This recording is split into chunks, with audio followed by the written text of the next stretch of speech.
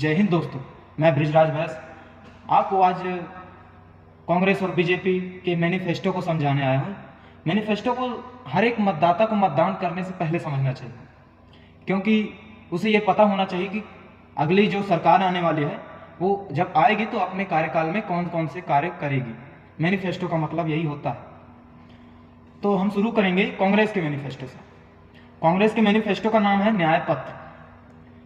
न्याय पत्र का पहला पॉइंट है कि वो अग्निपथ स्कीम को हटा दें।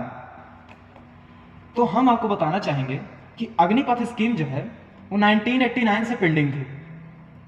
ये हमारे आर्मी चीफ द्वारा बोला गया है, जिसका वीडियो आप जाके देख सकते हैं। हम आपको उसका लिंक दे देंगे। क्यों जरूरी था, क्यों नहीं जरूरी था, वो आप सब उस वीडियो में देख लेंगे।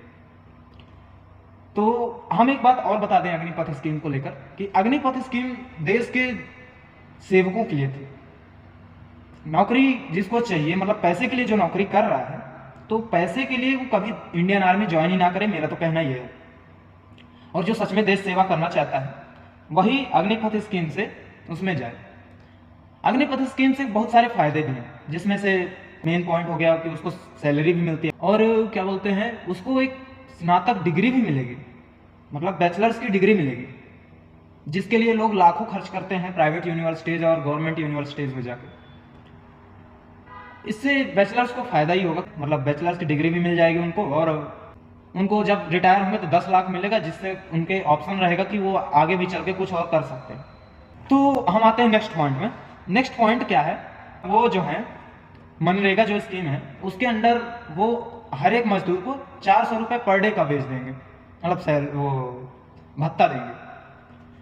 तो इस स्कीम को हम भी पूरा सपोर्ट करते हैं, क्योंकि ये होना चाहिए। जो मनरेगा में काम करते हैं वो कोई अमीर या फिर मिडिल क्लास होता नहीं है, वो गरीब क्लास के ही लोग होते हैं, गरीब लोग ही होते हैं। तो उनके लिए 400 होना चाहिए, ये हम भी कहते हैं। तो चलिए नेक्स्ट पॉइंट, तीसरा पॉइंट में आते हैं। कांग्रेस का कहना ये है कि वो लीगल गारंटी देते हैं एमएसपी को लेकर कि गवर्नमेंट जो है हर साल किसान को, एमएस स्वामीनाथन के हिसाब से एमएसपी थी, उसी हिसाब से वो हर एक किसान को देंगे। तो मेरा भी मानना कहीं कहीं ये है कि हाँ, किसान को ये होना चाहिए, जरूर होना चाहिए।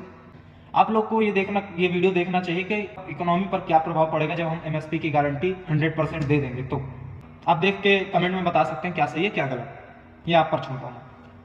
तो चौथा पॉइंट आता है कि we will conduct a nationwide socio economic caste census, यानी वो जातिगत जनगणना करवाना चाहते हैं। तो हम एक बात बता दें कि जातिगत जनगणना करवाने के बाद रिजर्वेशन होना चाहिए। रिजर्वेशन के खिलाफ मैं नहीं हूं, पर रिजर्वेशन ऐसे होना चाहिए जिसमें से समाज के हर एक वर्ग को फायदा हो, ना कि सिर्फ कुछ ही वर्ग को। कास्ट के हिसाब से रिजर्वेशन सिर्फ एजुकेशन, पॉलिटिक्स में होनी चाहिए। और सरकारी नौकरी या फिर आर्मी में तो वैसे भी नहीं है, चाहे अभी भी देखें, फिर भी हमारे कई सारे भाई बंधु अनुसूचित जनजाति के लोग भी बिना रिजर्वेशन के वो सिलेक्ट हो रहे हैं। तो अगला पॉइंट है कि वो गवर्नमेंट जो एग्जाम्स होते हैं उनमें जो फीस लगती है 100, 200, 500, 2000, 3000, वो उनको माफ़ कर देंगे। एक हिसाब से ये सही भी है कि माफ़ करना चाहिए, क्योंकि ज़्यादातर नौकरी की तलाश में गरीब बच्चे ही रहते हैं। तो मैं इसको पूरा सपोर्ट करूँगा। अगले पॉइंट में आते हैं। तो वो LGBT कम्युनिटी के लिए एक लॉ लाएंगे जिसमें कि उनको कपल का दर्जा दिया जाएगा।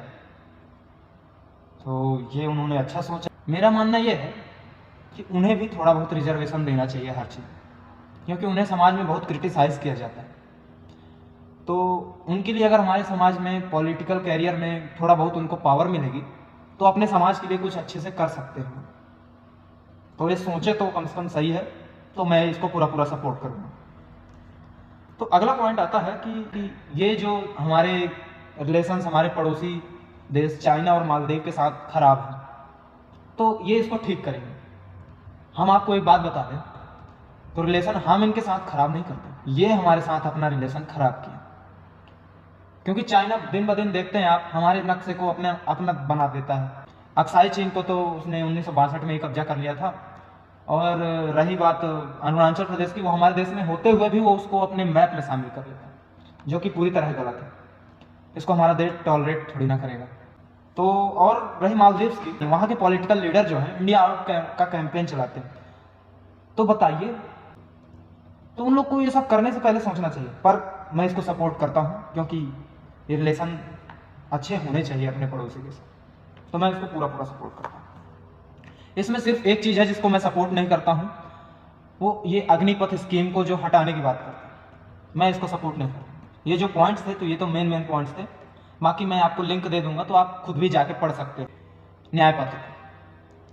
तो चलिए अब हम अगले मैनिफेस्टो में आते हैं, जो कि है बीजेपी का मैनिफेस्टो। बीजेपी का मैनिफेस्टो का नाम है संकल्प पत्र, कांग्रेस का था न्याय पत्र, इसमें संकल्प पत्र नाम। तो संकल्प पत्र में पहला पॉइंट इनका दिया जाता है कि ये इंफ्रास्ट्रक्चर डेवलप करेंगे, जो कि इंडो चाइना, इंडो पाकिस्तान और इंडिया और म्यांमार के बॉर्डर में।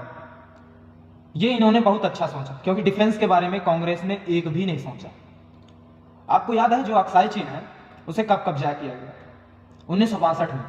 1962 में जो इंडो चाइना वॉर हुई थी, उसमें हमारे इंफ्रास्ट्रक्चर की कमी होने की वजह से वहां हमारा सामान नहीं पहुंच पाया था, युद्ध के सामान नहीं पहुंच पाया था, जिसके कारण हमारे सैनिक फिर भी बहादुरी से लड़ते रहे, पर अंत में तो हार ही गए, और वो इसको हम नकार नहीं सकते।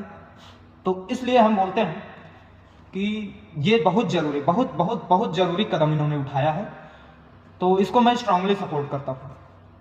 तो अगला पॉइंट आता है सीएए। सीएए जो है सिटीजनशिप अमेंडमेंट एक्ट, इसमें यह होता है कि हमारे पड़ोसी देशों में रह रही माइनॉरिटीज, जो कि हिंदू, क्रिश्चियन, पंजाबी, पारसी और बाकी जितने सारे माइनॉरिटीज हैं, मुस्लिम छोड़ के, क्योंकि हमारे आसपास जितने भी देश हैं ज्यादातर मुस्लिम देश हैं, तो उनको मुस्लिम खतरा नहीं है। और जो वहाँ माइनॉरिटीज रहती है उनको वहाँ का थ्रेट बना होता है, क्योंकि आप अभी डाटा देखेंगे, जनगणना हुई थी, उसमें जो माइनॉरिटीज हैं वो बहुत तेजी से घट गई, जिसका हमारे देश को चिंता करना चाहिए, क्योंकि वो हमारे देश में ही थे। पड़ोसी देश का मतलब जो हमारे देश से अलग हो, जैसे पाकिस्तान, बांग्लादेश और अफगानिस्तान, क्योंकि ये पहले अखंड भारत का हिस्सा हुआ करते थे। तो यहाँ से माइनॉरिटीज को आने का हक है, क्योंकि पहले वो भारत देश के ही थे, विभाजन के बाद उन्होंने वहाँ रहने पर मजबूर हुआ, और आप हिंसा देख ही सकते थे, इधर से भी उधर से भी। तो यहाँ तो उन्हें हक दिया गया है माइनॉरिटीज को, पर दूसरे देशों में उन्हें हक नहीं मिलता, जिसलिए हमें अपने देश की नागरिकता देने की जरूरत है। इसलिए मैं इसको भी सपोर्ट करूँगा, पूरी तरह सपोर्ट करूँगा। तीसरा है इम्प्लीमेंटेशन ऑफ यूसीसी। यूसीसी में क्या है? यूनिफॉर्म सिविल कोड, जिसमें ये रहेगा कि किसी भी धर्म को उसको विशेष का दर्जा नहीं दिया जाएगा, मतलब सभी धर्म को बराबर किया जाएगा। इससे फायदा ये होगा कि कम्युनल हार्मोनी बढ़ेगी, लोगों के बीच आपसी मेल मिलाप बढ़ेगा, और वो अपने आप को किसी धर्म का होने से पहले अपने देश का समझेंगे, और धर्म का कट्टरपंथी होने के बजाय वो देश के कट्टरपंथी होंगे, जिससे हमारे देश को कई सारे फायदे होंगे। वो देश का ही सोचेंगे और देश के लिए ही करेंगे, देश के लिए क्या फायदे हैं, क्या गलत, क्या सही, वो सब जानेंगे फिर। तो मैं इसको स्ट्रांगली सपोर्ट करूंगा, क्योंकि हमारा देश एक सेक्युलर देश है और यूसीसी की उसको सख्त जरूरत है। तो अगले पॉइंट की हम बात करते हैं, implementation of one nation one election. One nation one election ये होगा कि सभी जो इलेक्शन होते हैं हमारे देश में वो एक ही बार होगा, 5 साल में एक ही बार। अब इससे फायदा ये होगा कि हमारे सरकार का बहुत सारा पैसा बचेगा, जो कि चुनाव प्रचार में इलेक्शन कमीशन खर्च करता है, 1970 खर्च होता है, जो कि बहुत एक ही बार में खर्च होगा, जिससे कि बचेगा पैसा देश का। और ये होगा कि हमारे देश में एक साल में 6 महीने तो चुनाव ही चलते रहते हैं, कहीं ना कहीं चुनाव चलते ही रहते हैं, जिससे कि आधे साल तो हमारे यहाँ आचार संहिता लगी रहती है, जिसमें से कि हमारे डिफेंस और सीआरपीएफ के जवानों को भी लगे रहना पड़ता है, जो कि 5 सालों में सिर्फ एक बार लगना पड़ेगा। इसके लागू होने के बाद ये देश के लिए अच्छी चीज है, तो मैं इसका भी सपोर्ट करता हूँ पूरी तरह से। और अगला है, India will become the 3rd largest economy in the world. तो ये तो देश के लिए ही अच्छी बात है, क्योंकि 3rd लार्जेस्ट इकोनॉमी बनेगी, जिससे कि हमारे देश का विकास ही हो रहा है, अच्छा ही है, हमारे देश के लिए अच्छा ही है। तो मैं इसको पूरी तरह सपोर्ट करूंगा, स्ट्रांगली सपोर्ट करूंगा। Promises an increase in MSP on crops time to time. हाँ, टाइम टू टाइम जरूरत है, हमारे किसानों को जरूरत है एमएसपी की, मिनिमम सपोर्ट प्राइस की जरूरत है, पर जिस हिसाब से ये कर रहे हैं मैनेज, उस हिसाब से मेरे को लगता है कि जल्दी इन लोग को एमएसपी लागू करनी चाहिए।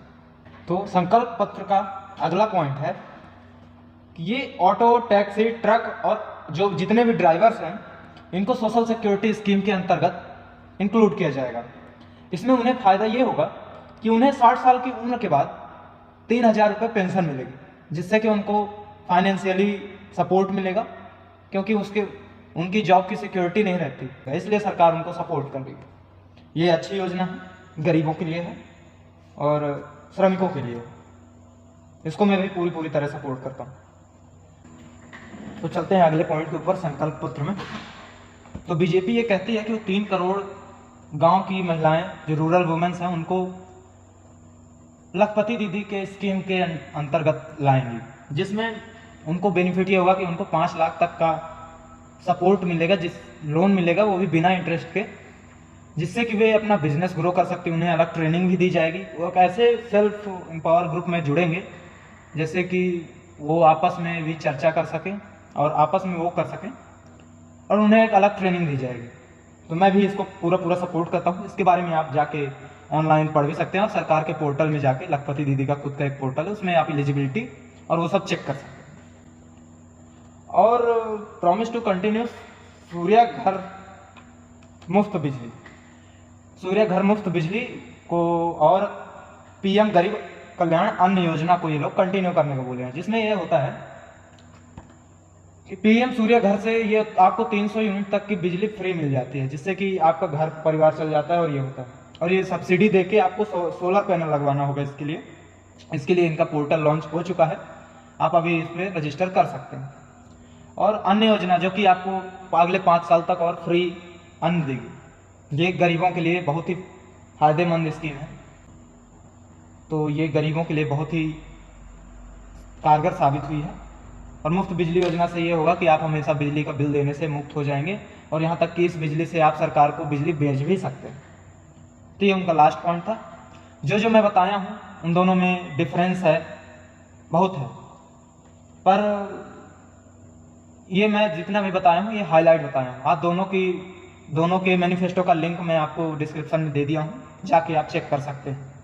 इन दोनों का मैनिफेस्टो पढ़ने के बाद हम लास्ट कंक्लूजन क्या है, इन दोनों के बारे में डिफरेंस क्या है, क्या सही है क्या गलत है, उसमें मैंने आपको बता दिया कि वो अग्निपथ स्कीम को हटाने की बात कर रहे हैं, जो कि गलत है। बल्कि मैं तो ये कहूँगा कि सरकार उनको थोड़ा सा जॉब सिक्योरिटी दे और उनकी सैलरी थोड़ी बढ़ा दे। दोनों में डिफरेंस मैं बताता हूँ आप लोग को। दोनों में डिफरेंस ये है कि कांग्रेस जो है अपने डिफेंस सेक्टर के बारे में एक भी नहीं सोची। उन्होंने डिफेंस का इंफ्रास्ट्रक्चर डेवलप करने के बारे में एक भी नहीं सोचा, जबकि हमारी आर्मी, हमारी सेना, हमारे थल सेना, जल सेना, वायु सेना, आर्मी हम खासकर बात करें तो वो जो है दुनिया की 5वीं सबसे बेस्ट आर्मी है। तो हमें अपनी आर्मी के बारे में सोचना चाहिए खासकर, क्योंकि 1962 का युद्ध भी इसी कारण से हार गए थे हम लोग, क्योंकि वहाँ सामान जल्दी से नहीं पहुँच पाया, क्योंकि लैक ऑफ इंफ्रास्ट्रक्चर की कमी थी, ना रोड बने थे ना कुछ बने थे। तो वहाँ जो भी हथियार थे वो टाइम से पहुँच नहीं पाए और हमारे देश हार गए।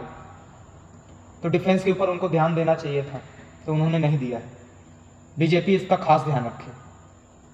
पर बीजेपी से भी एक चीज़ भूल गई, LGBTQ कम्युनिटी के बारे में। LGBTQ+ कम्युनिटीज जो होती हैं उन्हें हमारा कानून अभी भी लिव इन रिलेशनशिप का अधिकार देता है, बाकी समान नागरिक जैसे उनको जीने का हक देता है, हर एक बराबर का अधिकार देता है। पर उन्हें मैरिज या फिर समलैंगिक मैरिज या फिर मतलब सेम सेक्स मैरिज का वो नहीं देता है, अधिकार नहीं देता।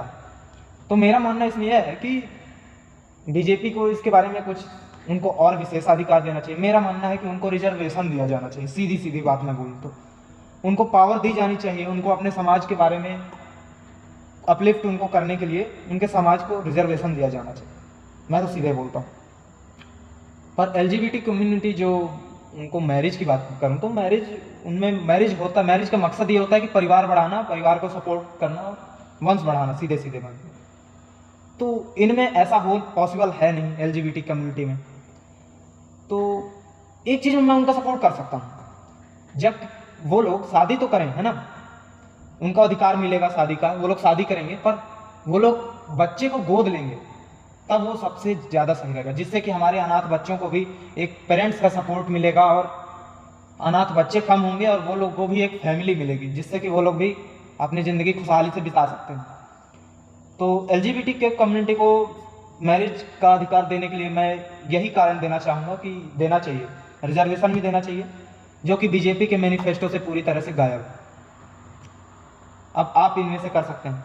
आप लोग को खासकर एक बात का ध्यान देना चाहिए कि आप लोग ध्रुव राठी या फिर बीजेपी IT सेल वालों की तरफ से, ध्रुव राठी की तरफ से आप बन जाते हैं कांग्रेस के सपोर्टर, आम आदमी के सपोर्टर, मतलब विपक्ष के सपोर्टर, और बीजेपी IT सेल के उससे आप बनते हैं बीजेपी के सपोर्टर। तो मैं बोलूँगा कि आपको न्यूट्रल रहना चाहिए, आपको दोनों का तरफ देखना चाहिए, और आपको अपना देखने से पहले और किसी और का देखने से पहले सबसे पहले देश देखना चाहिए।